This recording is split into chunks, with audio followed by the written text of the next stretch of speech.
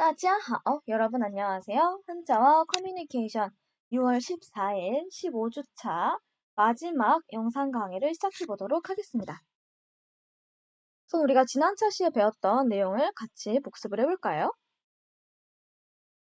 우리가 영상 수업에서 했던 내용인데요. 자, 이런 제약에 대해서 우리가 열심히 공부했었죠. 어떤 두 요소가 문법적으로 문제를 일으키지 않고, 즉 문법적으로 무리 없이 한 문장이나 구 안에 쓰이기 위한 제약을 무엇이라고 할까요? 네, 맞습니다. 바로 선택제약이라고 합니다. 우리는 선택제약을 준수를 해야 문법적으로 맞는 문장을 구사할 수 있다고 말씀을 드렸어요. 자, 그 다음 선택제약의 예시로 이런 사례들도 살펴봤었는데요. 쉐, 배우다, 따, 때리다, 걸다, 마이, 사다 등등의 동사는요. 어떤 문법 범주만을 목적어로 선택할 수 있었죠? 네, 맞습니다. 바로 명사구, NP 명사구만을 목적어로 취할 수 있었어요. 그래서 쉐, 한이, 중국어를 배우다. 중국어 같은 경우에는 명사구죠. 중국어라는 명사잖아요. 그래서 이렇게 명사구가 목적으로 오는 건 오케이, 우리가 무리 없이 할 수 있어요. 왜?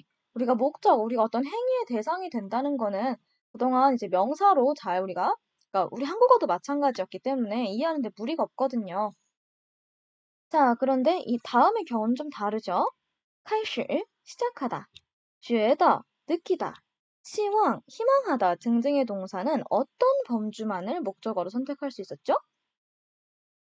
네, 맞습니다. 바로 동사고 VP, 형용사고 AP 혹은 절, 센텐스를 목적어로 취할 수 있고 위에 있는 예시와는 반대로 명사구는 목적어로 취할 수가 없었습니다. 명사성 성분을 목적어로 가질 수 없다는 뜻인데요. 제가 주의해달라고 말씀드렸죠. 우리말로는 그는 숙제를 시작했다 라는 말이 가능하기 때문에 B처럼 他开始作业 라고 하면 B문 틀린 문장이라고 말씀드렸습니다. 왜냐? 开始이라는 동사는요. 作业 여러분 作业 숙제. 숙제는 명사잖아요. 명사. 명사 혹은 명사구를 목적어로 취하면 선택제약을 어기는 것이기 때문에 틀린 문장이 됩니다. 반면에 이 开始이라는 동사는 동사구, VP 혹은 형용사구 혹은 절만을 목적어로 취할 수 있기 때문에 숙제가 아니라 숙제를 하다라는 그런 동사구, VP를 만들고 그 동사구를 목적어로 가질 수 있어요. 그렇기 때문에 他开始做作业 그는 숙제하는 것을 시작했다.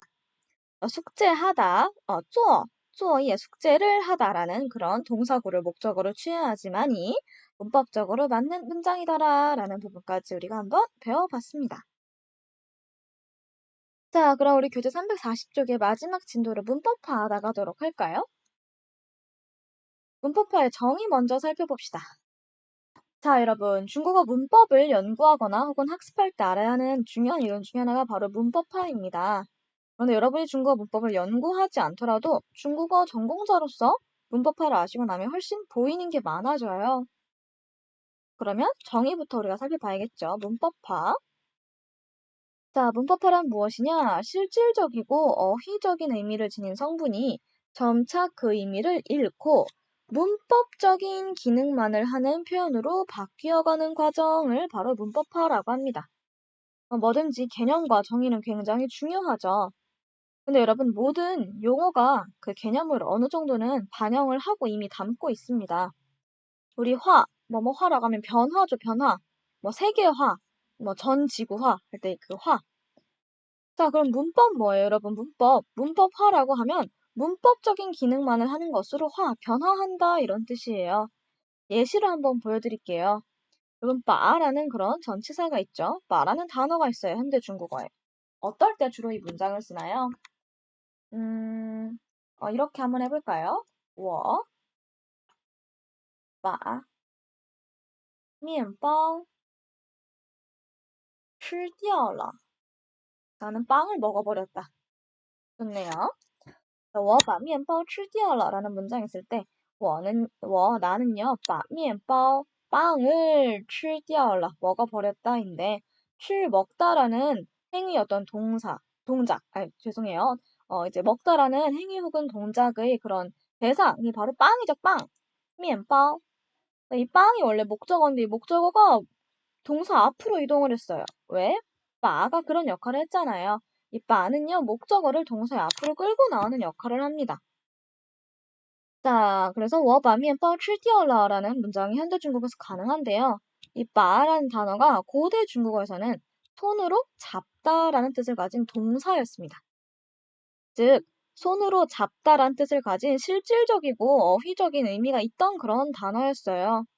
그런데 시간이 점차 흐르면서 이 빠라는 단어가 손으로 잡다라는 그런 동사로 쓰이지 않고 현대 중국어에 넘어와서는 이 목적어를 동사 앞으로 이동시키는 그런 문법적인 기능만을 하는 전치사로 변했습니다.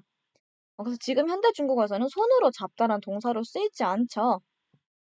근데 사실상 여러분, 변화했다는 것 자체가 뿌리는 이 고대 중국어의 원래 그 뜻에 기반을 두고 있기 때문에 사실 우리가 무엇을 먹다, 무엇을 결국 뭔가를 가지고 하는 거잖아요. 그 목적어라는 것 자체가 내가 이 동작이나 행위를 뭔가를 가지고 하는 건데 그 뜻이 어느 정도 손으로 잡다라는 그런 의미와 통하기도 합니다. 내가 손으로 빵을 잡고 그것을 먹은 거죠. 이렇게 해서 우리가 그러면 바라는 단어가 현대 중국어에서는 문법적인 기능만을 하지만 고대 중국어에서 옛날로 쭉 거슬러 올라가면 원래는 잡다, 쥐다라는 뜻이었구나 라는 점을 알 수가 있습니다. 이렇게 변해가는 과정을 문법화라고 해요. 자, 문법화의 사례 한번 볼까요, 여러분? 여러분 중국어 공부하면서 궁금하셨을 수 있습니다. 여기 그 호랑이 형님이란 네이버 웹툰의 캐릭터인데요. 호랑이 중국어로 뭐죠? 네, 라오후죠, 라오후. 그 부분에 대해서 살펴볼 건데, 자, 여러분, 형용사, 나이가 많다라는 것에서 문법화된 접두사 라오에 대해서 우리가 공부를 해봅시다. 자, 여러분, 우리가 이 두 그런 영역을 비교를 해보도록 하겠습니다. 라오ren, 노인이란 뜻이에요, 노인. 그리고 라오후, 호랑이, 그리고 라오슈, 쥐란 뜻입니다. 하나는 쥐, 라오후는 호랑이, 라오렌은 노인이에요, 노인. 자, 근데 여기서 라오는요, 노인, 즉 늙은 사람이라는 그런 직접적인 뜻을 가지고 있기 때문에 라오는요, 실제로도 나이가 많다는 의미를 가진 형용사입니다. 그러니까 실제로도 나이가 많다, 늙었다, 올드의 의미를 가지고 있어요. 자, 그런데 라오후, 호랑이와 라오슈, 쥐의 라오는요, 이 나이가 많다는 의미와 전혀 상관이 없습니다. 그래서 여러분, 라오후, 늙은 호랑이, 늙은 쥐를 의미하는 게 아니라 그냥 이음절, 두 개의 음절, 두 글자를 맞춰주기 위해서 앞에 라오를 넣어준 것 뿐이에요. 늙었다, 나이가 많다라는 것과 아무 상관이 없어요. 그렇기 때문에 라오후라는 단어는요, 호랑이에 대한 전체 통칭으로서 늙은 호랑이부터 애기 지금 응애라고 울지 않겠죠. 어흥 하는 그런 네, 어린 호랑이까지 모두 포괄하는 단어가 바로 라오후예요. 라오후. 그래서 네, 호랑이에 대한 어떤 통칭이다. 늙은 호랑이만을 지칭하는 것이 아니다라는 점을 알아주시면 되겠습니다.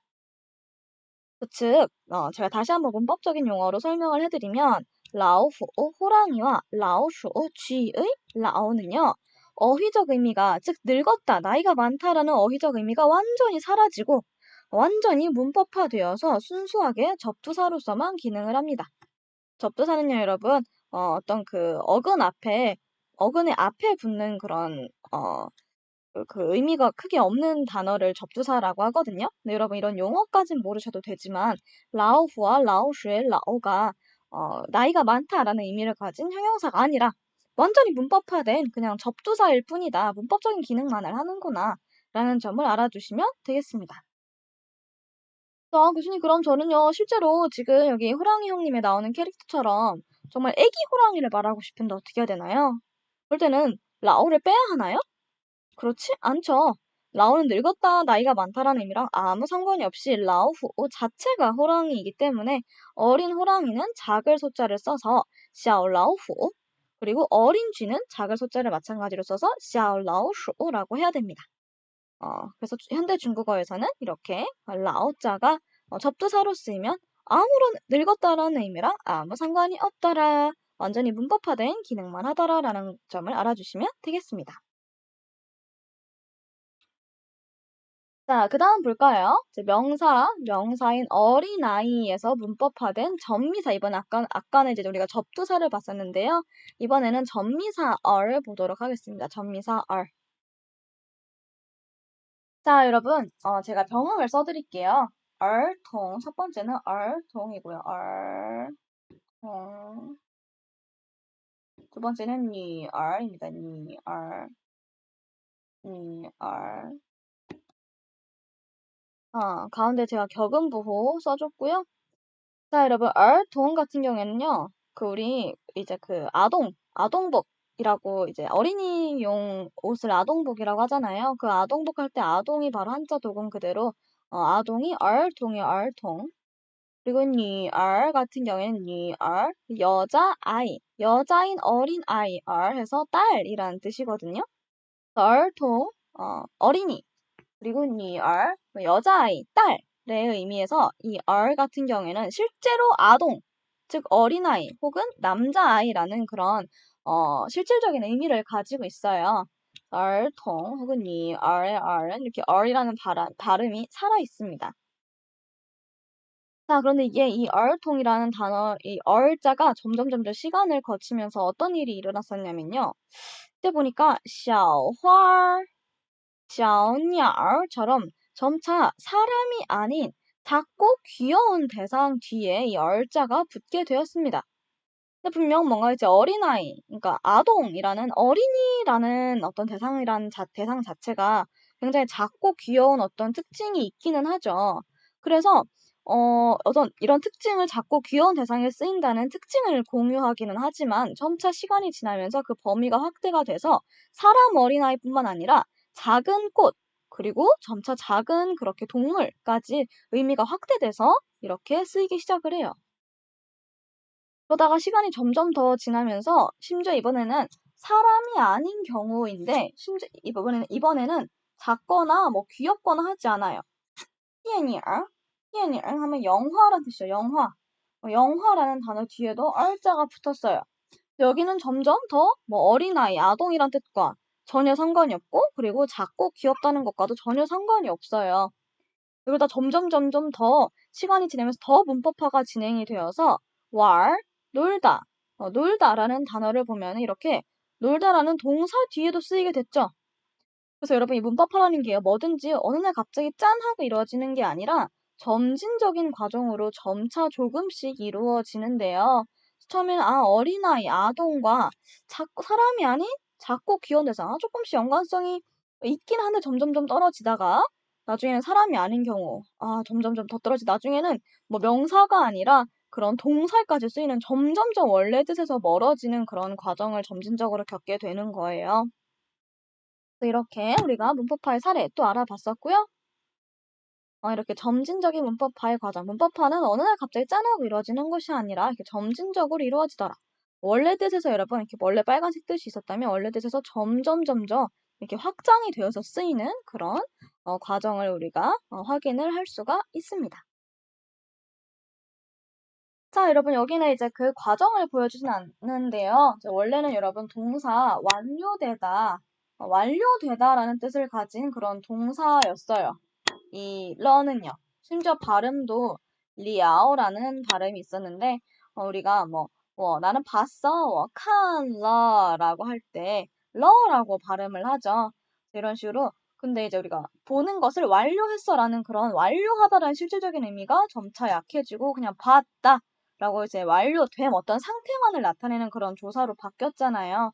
이런 식으로 이제 완료되다라는 그런 명확하고 실질적인 의미를 가진 그런 동사에서 이 동작이 완료되었음을 나타내는 어떤 상태를 나타내는 그래서 완료라고 해석하지 않아도 괜찮은 그냥 다 봤다라고만 말해도 충분한 그런 조사로 바뀌었습니다.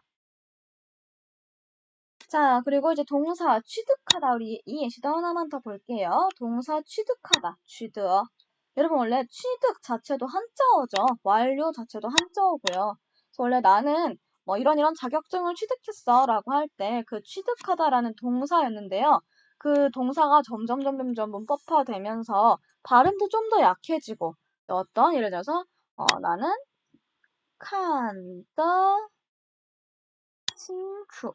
나는 보는데 봤는데요. 굉장히 명확하게 잘 보여요.清楚하게 보여요.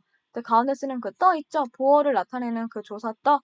이제 그럴 때 쓰이는 조사로 근데 여기서는 여러분 받고 뭔가 이렇게 명확한 것을 얻었어요. 취득했어요. 그래서 취득했다는 그런 명확하고 실질적인 어휘적인 의미가 있는 것이 아니잖아요. 단지 그냥 뒤에 이제 보어가 왔습니다라는 그런 문법적인 기능만을 나타내는 조사로 이렇게 문법화가 되었어요. 그리고 여러분, 이제 여러분이 좀 어느 정도 눈치채셨을지 모르겠는데, 그 R 동의 R이 이제 앞에 그 모음은 빠지고 R만 남는다든지, 아니면 리아오가 러가 된다든지, 아니면 취득하다의 뜨어가 성조가 빠지고 떠가 된다든지, 이런 식으로 원래 어휘적 의미가 강한 단어에서 점점 문법화가 되고 문법적인 기능만을 하는 단어의 껍데기만 남아버리면 발음도 점차 이렇게 약해집니다. 그래서 이렇게 해서 더 발음이 더 약해진 그런 과정까지 우리가 확인을 해봤고요. 그래서 이 문법화라는 걸 알아두면 뭐가 좋은가 하냐면요. 이처럼 외적으로 서로 관계가 없어 보이는. 예를 들어 여러분 취득하다, 얻다, 취득하다라는 동사랑 그러니까 여러분이 한자를 오히려 공부했던 친구들이 되게 신기해했을 수도 있어요. 아니, 칸더 칭추 보이는데 그 정도가 굉장히 이제 선명하고 명확해요. 아니, 대체 이 보어로 왜 얻을 득자가 쓰이는 건지, 이게 얻다랑 무슨 상관이야? 싶을 수가 있습니다. 그런데 이게 그냥 전혀 아무런 관계가 없는 것이 아니라 얻을 득자, 취득, 얻다라는 의미를 가진 동사에서 점점 문법화가 돼서 지금의 보어임을 나타내는 조사로 쓰이더라라는 어떤 그런 흐름을 나타내주는 말이 바로 문법화입니다. 그래서 문법화를 거쳤기 때문에 이 얻을 득자가 보어를 나타내는 조사로 그 기능만 남아있게 되었구나 라는 점을 알 수가 있는 것이죠. 자, 우리 교재 344쪽 보도록 하겠습니다. 이제 방향보호에 관한 얘기 간단하게 해볼 텐데요. 자, 여러분, 방향동사에서 문법화된 방향보호 보도록 하겠습니다. 여러분, 방향동사라 하는 건 무엇인가 하냐면요. 방향을 나타내는 동사의 말 그대로, 예를 들어서 起来, 일어나다, 出来, 나오다, 下去, 내려가다, 下来, 내려오다 등등 이렇게 방향동사 있죠? 여기서 문법화된 방향 보호에 대해서 우리가 알아보도록 하겠습니다. 우선 이 문장을 한번 같이 먼저 볼게요. 여러분 방향 동사라는 이런 류의 동사들은 뭘 나타내요? 위치가 이동한다. 어떤 방향으로 위치가 이동한다라는 그런 원래 의미를 가지고 있죠. 그런데 이 원래 위치 이동의 어떤 강한 그런 실질적이고 어휘적인 의미가 점점 사라지면서 이제 방향 보호를 쓸 때는 다양한 그런 파생적인 의미를 가지더라라는 점을 우리가 공부를 해보겠습니다. 이거는 그런가 보다 하시면 되고요. 모든 방향 동사는 점점 더 문법화가 되고 있구나. 점점 그 위치 이동 자체의 의미 외에도 다양한 의미를 나타내게 되는구나. 점점 더 그렇게 알아두시면 되겠고요. 자, 예시를 한번 알려드릴게요. 你起来, 너 일어나, 吃药吧, 약 먹어. 여러분 여기서 일어나는 실제로 몸을 일으키다라는 그런 기본적인 의미입니다. 그런데 이 방향 동사가요, 점점 이제 시간이 지나면서 谁有问题请把手举起来, 举起来, 举起来. 자, 누구든 질문 있으면 손을 들어주세요. 그래서 지금 이제 동사 뒤에 왔는데요. 손을 이렇게 들다, 손을 들다. 근데 여러분 여기서도 약간 지금 원래 기본 의미가 몸을 일으키다 였다면 그 다음으로 확장된 의미는 이제 몸에서 조금 더 이제 범위가 좀 더 이렇게 확장이 되어서 신체 중의 일부만 일으켜 들다라고 해도 이 칠라이라는 말을 쓸 수가 있는 거죠. 자, 근데 이번엔 조금 더 확장이 되어서요. 두 번째 볼까요? 他们听了我的话就笑起来了. 笑起来了, 笑起来. 웃기 시작했다. 웃음을 터뜨렸다. 라는 그런, 여러분, 笑가 웃다잖아요. 그래서 笑起来了 하면 이제 웃기 시작했다라는 의미를 나타내는 그런 방향 보어거든요. 여기서 起来 같은 경우에는 일어나다 의미가 아니라 어떤 행동이 시작되다라는 의미로 점점 더 의미가 약해졌어요. 근데 여러분 제가 아까 말씀드렸죠. 이게 그 문법화가 어느 날 갑자기 뚝 떨어지는 것이 아니라 점진적인 그런 확대의 과정을 거치기 때문에 원래 당연히 이제 여러분 지금 제가 그리는 그림을 보시면 바깥으로 갈수록 점점 원래의 의미 형태와 멀어지겠지만 그래도 어느 정도 연관성을 가지고 있습니다. 예를 들어서 여러분 어떤 행동이 이렇게 시간적인 흐름이 이렇게 있다고 봤을 때 어떤 행동이 이제 이렇게 가만히 있다가 어떤 행동이 이렇게 시작이 됐어요. 어떤 행동이. 이것은 마치 우리가 어떤 행동이 이제 일어나기 시작했다. 칠라이 했다. 어떤 동작이 원래는 그 동작을 안 하고 있다가 그 동작이 이제 일어나기 시작했다라고 해서 몸을 일으키다 그리고 신체적인 일부를 일으켜들다 그래서 이제 더 확장돼서 의미가 어떤 행동이 시작되다 라는 의미를 나타내게 된 거죠. 자, 그래서 결국엔 나중에 여러분 어떤 의미까지 확장이 되냐면은요. 시작도 아니고 어떤 동작이 그냥 발생하는 것만을 나타내기도 합니다. 예를 들어서 说起来 容易, 做起来 난. 하려니, 하자니 쉽고, 말하는 건 쉬운데 做起来 난, 하자니 어렵다. 하는 것은 어렵다라는 의미가 있는데요. 여기서 칠라이는 점점 더 그 몸을 일으키다 하고 신체를 그 일부를 일으켜들다 이렇게 뭔가 일으키다의 의미와 점점 더 멀어지고 약해져서 어떤 행동이 시작되는 것만을 나타내는 것뿐만 아니라 이렇게 화살표 방향이랑 아무 상관없이 그냥 어떤 동작이 일어남, 어떤 동작이 발생함을 나타내게 되었습니다. 이렇게 점점점 밑으로 제가 이제 화살표를 그어놨는데 이렇게 밑으로 점점점 이렇게 내려올수록 원래의 어휘적인 의미, 즉 원래 몸을 일으키다라는 그런 원래의 기본적인 어휘적인 의미를 점점점 잃고 이렇게 어떤 행동이 시작되다 혹은 어떤 동작이 발생하다라는 그런 다양한 의미를 나타내는 문법화가 진행이 되었습니다. 자, 교재 347쪽 볼게요. 이제까지의 논의에서 알 수 있듯이 여러분 문법화는요. 어휘적인 것에서 문법적인 것으로 점점점 나아가는 과정입니다. 즉 원래의 어휘적인 의미에서 점점점 그 의미가 확대되고 파생되어가는 그런 과정인데요. 인간의 언어는 언제나 항상 변하기 때문에 늘 문법화의 과정에 있습니다. 근데 그 과정이 길고 느리기 때문에 감지하기 어려울 뿐이지만 아까 말씀드렸던 것처럼 문법화는요. 내가 지금 가운데 있는 이 A라는 그런 지점의 뜻과 여기 맨 내가 바깥쪽에 있는 B라는 지점의 뜻이 대체 무슨 연관성이 있는데 같은 한자를 쓰는 거지? 라고 생각할 수 있거든요. 근데 알고 보면 점점 이렇게 의미가 확대된 문법화의 과정을 거쳤기 때문에 이 A와 B가 뜻이 관련이 있는 거였구나 라고 생각하는 그런 여러분 계기가 되시면 좋겠어요. 자, 여러분, 이번 전체 장을 마무리 짓도록 하겠습니다. 지금까지 우리가 중국어 문법을 이해하는데 꼭 필요하다고 생각되는 몇 가지 원리. 첫 번째, 한정성 효과. 두 번째, 시간 순서 원리. 세 번째, 선택 제약. 그리고 마지막 네 번째, 문법화까지 한번 살펴봤습니다.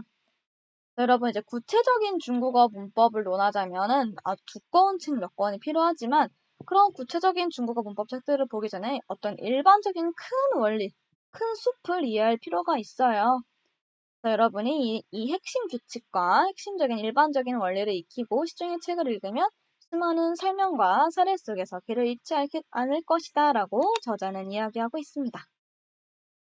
그리고 우리가 그 뒤에 있는 이제 문법화의 비대칭성을 생략을 하도록 하겠습니다. 자, 여러분, 이쯤 돼서 우리가 3월에 처음 만났을 때, 3월 첫 주에 만났을 때 나눴던 얘기를 잠시 돌아보도록 할게요. 이제 강의 목표, 제가 밑에 있는 강의 목표를 여러분께 그때는 아직 줌으로 수업할 때였죠? 그때 말씀드리고 있었는데 여러분이 이 강의 목표 중에서 나는 어느 정도 이룬 것 같다. 어느 정도 그래도 공부하면서 이 정도의 이해를 이룬 것 같다. 한번 생각을 해보세요. 자, 우리가 이런 목표가 있었죠? 한자와 중국어에 대한 분석을 바탕으로 중국이란 나라를 이해하자. 여러분, 우리가 그 2장, 3장, 우리 지금 중국어의 비밀 교재에서 2장, 3장 같은 경우에는 한자와 관한 내용이었고요. 1장, 그리고 6, 7, 8장 같은 경우에는 중국어에 관한 내용이었습니다. 여러분, 이렇게 우리가 1, 2, 3, 6, 7, 8장 공부하면서 좀 더 한자와 중국어에 대한 이해가 늘어나셨나요? 이제 이를 바탕으로 중국어 사용자와의 의사소통을 함양한다. 그래서 여러분 한자도 한자지만 이 중국어에 관한 내용들 1, 6, 7, 8장, 특히 이번 그 7, 8장의 문법 단원 내용을 배우면서 여러분이 문장을 구사하고 의사소통을 하면 하는데 좀 도움이 더 됐으면 좋겠어요. 그래서 우리가 이제 안양대학교 졸업 요건인 한자 검정시험 2급도 마찬가지로 오늘의 기사 한자어 분석도 하고 그리고 이제 한편고전 여러분 120개나 성어를 열심히 외웠잖아요. 여러분이 이번 학기 동안 저랑 같이 공부를 하면서 이런 목표를 이제 달성을 했기를 바랍니다. 자, 여러분, 우리는 6월 17일 금요일 10시 기말고사 때 만나도록 합시다. 원래 강의실로 오시면 되고요. 한 학기 동안 성실하게 수업 듣고 과제까지도 아유 귀찮았을 텐데요. 열심히 하느라 정말 고생 많았어요. 여러분과 함께하는 시간 정말 즐겁고 행복했습니다. 여러분이 앞으로 어떤 일을 하든 응원하겠습니다. 오늘 수업은 그리고 이번 학기 수업은 여기까지 하도록 할게요. 고생했습니다. 싱코더.